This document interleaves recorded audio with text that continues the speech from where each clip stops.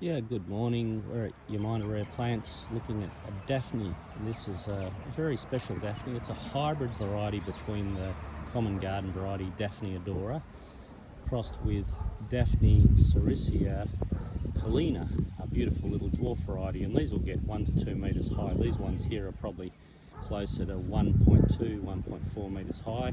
There's several plants. They're described as purple through to red colours, but in the soils here, the acidic soils here, I would call them more pinky mauve than red. But if you look at the buds on this little one here before they emerge, definitely got reddy tones in the purple as well. So a little variable, like a lot of plants in different pH soils and types of soils and drainage and so forth. So, and I guess the amount of sun or shade. These plants are getting a little bit of late afternoon sun, but they are fairly well protected from most of the hottest midday sun. But as the day proceeds, they do get a fair bit of heat and sun in the afternoon. As you can see, it doesn't bother them at all. They mass flower. They're nice glossy dark green foliage. The leaves are sort of a slightly rounded, slightly longer than round, but a little bit rounded. Nice foliage. So that's important if you've got it in your garden and you're looking at it 12 months of the year. They only flower, obviously, all these plants for 6 weeks or something, so it's nice to have the benefit of foliage through the rest of the year. And I've planted 3 or 4 of them here. There's another one here. Masses of flowers. They sort of have this nice clustered flower. And I'll put my hand here so you can get a perspective of the size of the flowers.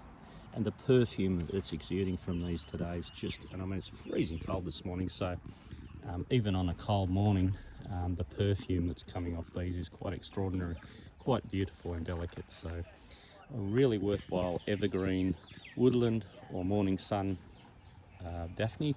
Don't put them in hot, dry afternoon sun. Keep them sheltered from late morning onwards and slightly acidic soils.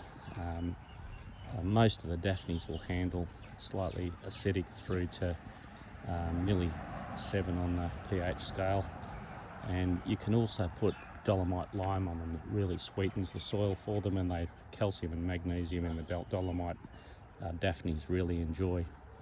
So great evergreens, underused in Australia, but well worth trying. And like you can see, it fits into the landscape quite nicely. This is a conifer garden ostensibly, but it's got Japanese maples and a few other things, lilacs, dwarf lilacs and so forth. So, you know, you can pick osmanthus, variegated one there in the background.